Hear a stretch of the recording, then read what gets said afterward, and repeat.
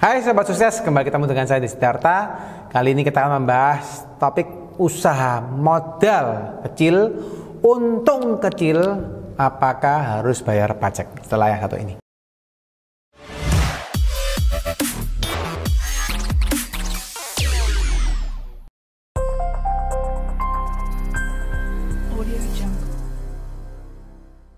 Oke guys, ini sesi Q&A. Hari ini kita akan menjawab pertanyaan ya, seperti yang sering kami lakukan di video sebelumnya ya. Kami menjawab pertanyaan dari teman-teman yang komen di kolom komen ya, dan akan kami jawab melalui video seperti ini ataupun kami buat langsung kami ketik ya. Mungkin mostly kami biasanya buat video ya untuk teman-teman supaya lebih jelas ya. Nah, hari ini kita akan membahas atau membalas pertanyaan ya, menjawab pertanyaan dari akun Taufik Sofarudin ya, yang bertanya. Waktu itu kita sempat membuat video tentang syarat untuk menerbitkan faktur pajak bagi badan usaha ya. Buat teman-teman juga yang belum tahu syarat untuk menerbitkan faktur pajak bagi badan usaha, teman-teman boleh lihat video kami yang lain ya terkait hal tersebut ya. Nah, untuk Pak Taufik atau Kak Taufik Sofarudin, beliau menanyakan, Pak Dedi, saya masih bingung. Saya punya usaha di bidang sembako gitu ya, dimana jika dihitung omset selama setahun maka saya seharusnya sudah PKP, tapi laba dari keuntungan sembako sendiri sangatlah kecil ya. Mungkin jika dipresentasikan di bawah 10% untuk labanya, dan itu laba kotor, dan jika saya daftar PKP maka saya akan kalah bersaing dengan kompetitor yang lain yang tidak memungut pajak di setiap penjualannya. Apakah kira-kira solusi yang terbaik untuk saya? Nah, ini pertanyaan yang menarik guys dari Pak Taufik ya, dimana dia pengusaha sembako. Dan kalau PKP nggak untung ya, saya tahu. Karena kenapa? Kalau biasanya sembako untungnya sangat tipis ya, biasanya yang apalagi yang grosiran itu tambah tipis banget. Jadi dia biasanya kalau usaha yang sembako lebih kepada mereka kejarnya kuantitas. Jadi kejarnya adalah banyak penjualannya, kuantitasnya banyak, untungnya lebih dikit. Jadi memang itu yang treatment yang digunakan untuk oleh pengusaha sembako. Nah, kembali lagi, memang kalau memang kita pengusaha yang harus omset yang omsetnya di 4,8 M, maka itu wajib kita ber-PKP guys. Dan itu wajibnya, memang kewajiban. Nah, tapi guys, ini satu hal yang menarik untuk Pak Taufik ya, dimana kalau memang misalnya Anda sebagai pengusaha sembako, ini ada satu klausul di dalam perpajakan, dimana ada barang-barang yang tidak dikenakan PPN ya.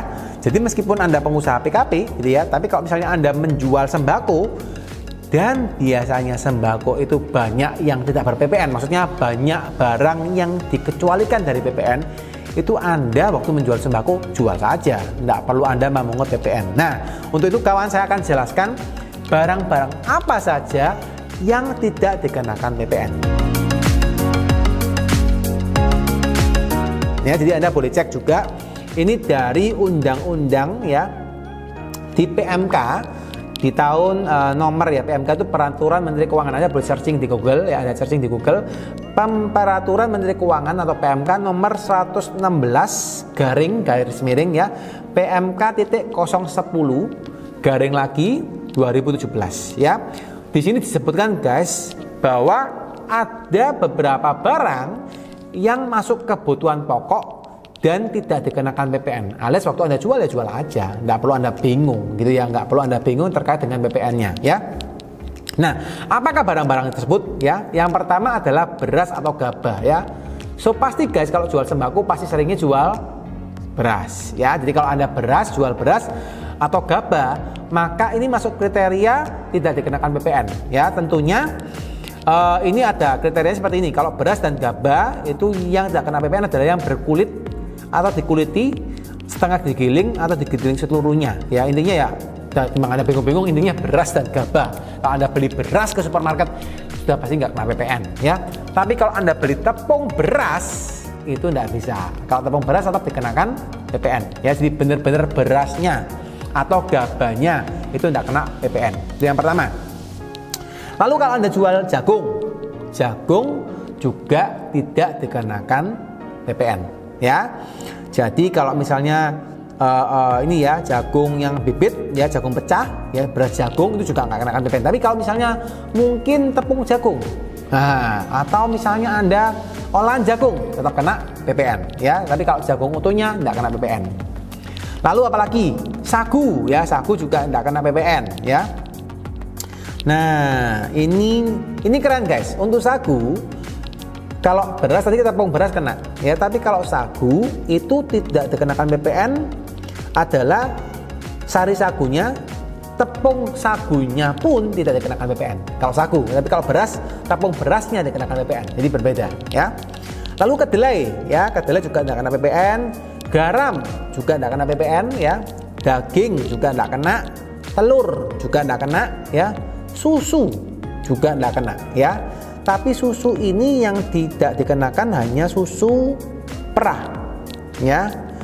Tapi kalau susu UHT ya, susu dalam kotak sudah kena guys ya. Susu misalnya Anda beli susu merek tertentu yang di di supermarket, susu box gitu ya, sudah berbentuk bubuk, itu juga sudah kena PPN. Tapi kalau susu yang murni, kalau Anda misalnya beli di pemerahan susu, itu tidak ada PPN ya.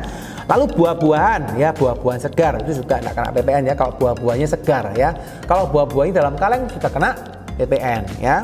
Lalu lagi sayur-sayuran ya, kalau sayur-sayuran itu juga juga nggak kena PPN. Terus ubi-ubian, bumbu-bumbuan ya, bumbu-bumbuan ini maksudnya bumbu segar ya. Jadi bumbu segar, misalnya Anda beli laos, mungkin laos itu namanya apa? Kunyit gitu ya, kunyit, kunir gitu ya, jahe gitu ya, bawang merah, bawang putih, itu masih nggak kena PPN. Tapi kalau Anda sudah beli bumbu racik ya, rendang ya, itu kena PPN guys. Jadi sudah diracik, sudah kena PPN ya.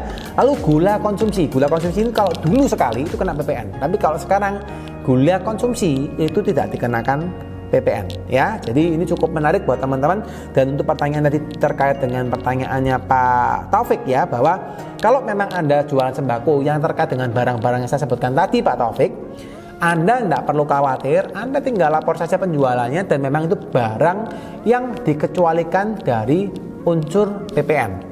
Tapi misalnya Anda jual yang lain, misalnya Anda jual kayak misalnya Anda jual tadi ya minyak misalnya gitu ya, Anda jual tepung beras, Anda jual tepung apa yang sudah diolah, nah itu maka akan kena unsur PPN ya. Jadi semoga cukup jelas untuk Pak Taufik, dan buat teman-teman yang lain yang juga mungkin berindustri di sembako, barang yang saya sebutkan tadi tidak perlu Anda khawatirkan terkait dengan unsur PPN-nya ya, dan Anda tinggal laporkan saja kepada kantor pajak.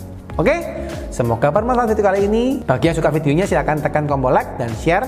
Dan kalau masih ada pertanyaan silahkan Anda komen di kolom komen. Nanti kami akan jawab komen Anda atau pertanyaan Anda melalui video seperti ini, ataupun kami langsung balas melalui reply komen ya. Sekian dan salam sukses, sehat dan bahagia terus buat teman-teman sekalian. Bye bye.